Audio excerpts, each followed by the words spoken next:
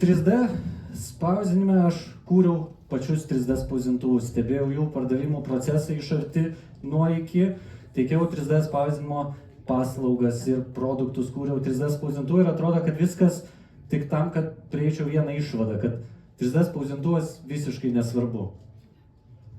Ir man atrodo, kad tai yra pati geriausia naujiena jums visiems šitoj auditorijoje šiandieną.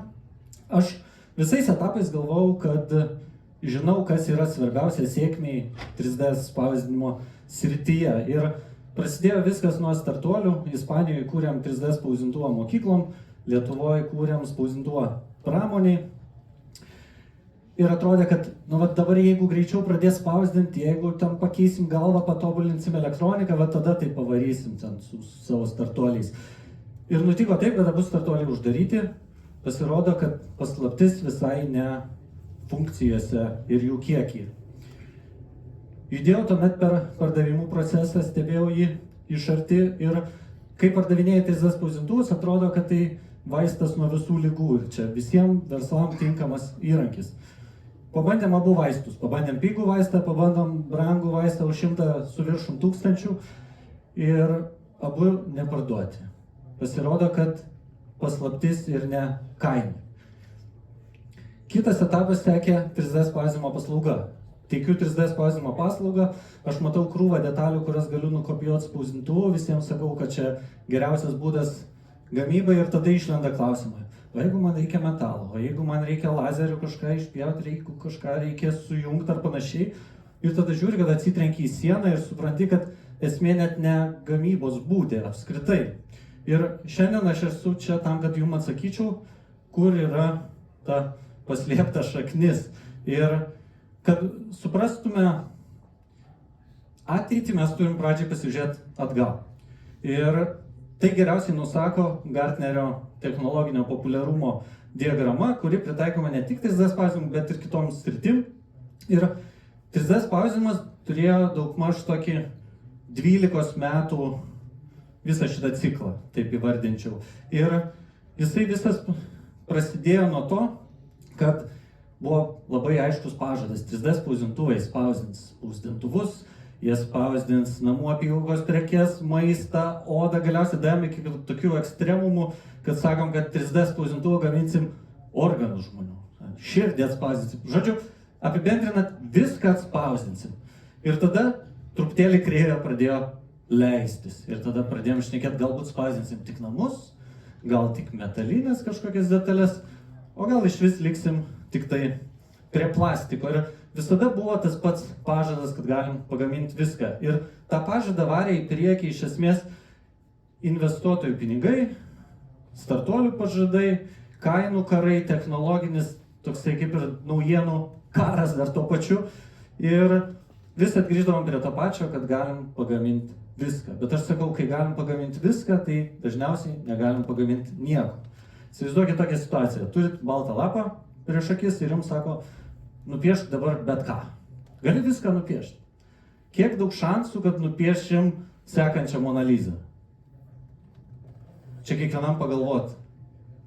Bet nutiko taip, kad 3D spausdinimo srity daug tų Mona Lizų ėmė ir bankrutavo. Ir aš manau, kad tie įmonių bankrotai, įvairiausių 3D spausdinimo įmonių bankrotai, jie atnešė ir kai ką gero, nes mes esam dabar kitam etape. Tas etapas, kai gali pagaminti viską, jau praeitas, mes dabar esam etape, kai verslai ieško specifinių panaudojimo būdų ir jie ieško vertės iš esmės. Ir ta vertė tai nėra apie viską. Pagaminti viską reiškia pagaminti nieko. Vertė yra specifiniuose, nišiniuose panaudojimo būduose. Kaip pavyzdys, Volkswagen gamykloje gaminamos detalės tam tikram surinkimo elementams. Kaip pavyzdys, odontologijos pramoniai. Man pačiam teko gaminti rentgeno sensoriaus laikiklius, kuriuos pacientai iki šios dienos naudoja. Ir atrodo, kaip ir viskas suprantama. Pasižiūrėk iš pradžių į kažkokią problemą, ją išspręsk ir kaip ir pasieksi sėkmę.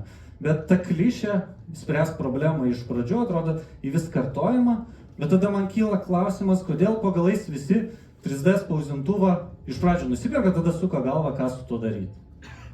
Negi mes pradedam ne nuo to galo žiūrėti visą procesą. Ir kad atsakytume į šitą klausimą, aš pradžiai pradėjau nagrinėti tą temą ir pradėjau galvoti. Galbūt tai susijęs su to, kad rinka pasiekė tobulą efektyvumą, pagal tą visą kreivę matėt. Mes ieškom vertės, spausdintuvai atpinga, galbūt dėl to žmonės pradžiai nusiperka, tada galvoja, ką daryti, arba renka dulkes.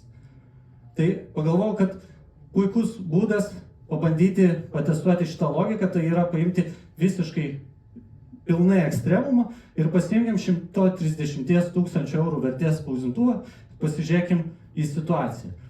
Dar kaip šiai dienai atsimenu, pas mus ateina į ofisą valdininkai, jie nori įsigyti tokio tipo spausdintuvą ir mes pradedam diskusiją, gyrėmės kaip įprastai, kuo galim pasigirti LinkedIn'e, kad mes čia greitai spausdinam, kad galim daug plastiko išpūst, kad galim labai efektyviai gaminti stalus ir panašiai. Bet kai kalba pasisuka šiek tiek kita linkme, kai pradedam kalbėti apie skaičius, apie verslą, kai užduodamas paprastas klausimas, koks atsiperkamumas, tada mes taip atsitraukiam ir atrodo, pala, taigi mes gaminam spausdintuvą, jūs gaminsit baldus, tai čia kaip ir ne mum klausimas, koks atsiperkamumas. Ir tada aš supratau, kad pokalbis tikrai eina ne į mūsų pusę ir reikės grįžti prie to paties balto lapo. Grįžtam kitą dieną prie to balto lapo, braižom, dėliom skaičius, žiūrim, jeigu klientas pirks, galvom įlysti į jo batus ir žiūrim, jeigu klientas pirks iš mūsų tik tai kaip gamybos paslaugą, tada skaičiai nesueina, tie stalai per brangus. Jeigu jisai nusipirks spausdintuvą, tada didžiausias galvos skausmas bus laikas, per kurį gamina tą vieną stalą. Tada reikės daugiau spausdintuvų, reikės dar daugiau investicijų ir atrodo niekas nesigauna. Ir kas nutiko, tai kad kai ant kortos daugiau negu 200 eurų, mes tada pradedam ieškoti vertės. Atrodo, tik tada pradedam ieškoti vertės. Ir aš susidariau tokį įspūdį, kad verslai nežino, kaip pritaikyti 3D spausdinimo technologijos, lygiai taip pat, kaip verslai gali nežinot, kur pritaikyti CNC frezavimo staklių, tekinimo staklių ar kitų brangių įrenginių. Nes pirminis klausimas, tai jie nežino apskritai, ką gaminti ir ką vertinga gaminti, kas sukurs didžiausią vertę. Nes mano atveju valdininkams nereikėjo stalų arba nereikėjo spausdintuvo gaminančios stalus. Jiems paprasčiausiai reikėjo sumažintų kaštų arba sutaupyto laiko gamyboj. Ir mes atrodo, kad kalbėjom iš visiškai skirtingų pusių. Ir jeigu įsivaizduotumėt scenarių, kai rankoje laikot raktą, negi eisit dabar per visas įmanomas duris ir bandysit atrakinti jas visas. Bet jeigu rankui turėsit spyną, aš garantuoju, kad jūs atrasit būdą, kaip ją atrakinti, kaip sukurti raktą ar kaip ją išlaužti iš vis. Ir jūs versle esat 5, 10, 20, gal dar daugiau metų, ko galima pasidžiaugti tikrai.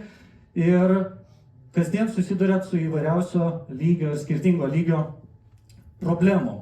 Ir mano akimis 3D spausdinimo rinka yra pati dėkingiausia jums šiuo metu, nes ji ieško tų spynų. Iš esmės, o pas jūs jos visos yra sukrautos. Ir puikiai žinomi 2 prekiniai ženklai rodo būtent savo pavyzdžių, kaip mes turime pažvelgti į 3D spausdinimą šiek tiek kitaip.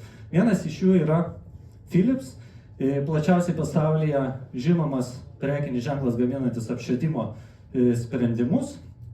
Ir jie dar 2012 metais į savo ofisą atsinešė 3D spausdintuvą, bet ne dėl to, kad jisai buvo ant pradedančios kilti bangos ar buvo kažkas įdomaus, bet dėl to, kad šalia jų driekėsi eilė klientų, kurie negalvojo, klausė tiesiog, kaip mums pasigaminti tam tikrus apšvietimo sprendimus, kurių Philipsas negalėjo gyveninti jokiais įmanomais būdais. Nors jeigu įsivaizduotumėt, jie turi visus įmanomus pasaulio pajėgumus viską įgyveninti, bet tuo metu vis dar susidūrė su problemom.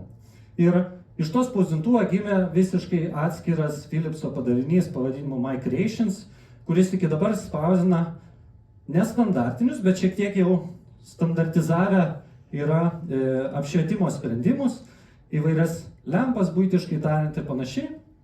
Ir pas juos tūkstančiai 3D spausdintuvų, jie gamina arčiau ten, kur juos perka ir taupo ne tik laiką, bet ir kaštus ir tuo pačiu gali išspręsti visiškai nestandartinius sprendimus. Ir kitas iš pavyzdžių, visiems puikiai žinomas, net neįvardinsiu, jie buvo kitokioje šiek tiek situacijoje, pas juos buvo toks tikslas iškeltas, dar iki dabar jis tebesitęsia, pas visus verslus turbūt tęsiasi tikslai iki 2030, tai jie norėjo CO2 pėdsaką sumažinti ir tarp tų visų didelių užduočių buvo viena iš užduočių pakeisti šviestuvus parduotuvėse, tiksliau restoranuose pakeisti tam tikrą dalį šviestuvų ir jų buvo labai fancy dizaineris, kuris suprojektavo dizainą ir galiausiai pareiškė, kad mes nerandam, kur pagaminti tokį šviestuvą.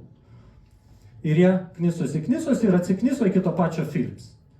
Philipsas per 2 bandymus 3D spausdintuvus sugebėjo pagaminti tuos šviestuvus, jie pakeitė tuos šviestuvus ir galiausiai prieitėjo prie tikslų, teršia gamtą virš 50% mažiau, gamina vėlgi tuo pačiu principu arčiau ten, kur reikia keisti tuos šviestuvus, mažiau sandėliuoja ir panašiai. Ir čia kviečiu stabtelti sekundėliai ir pasižiūrėti šitas 2 situacijas.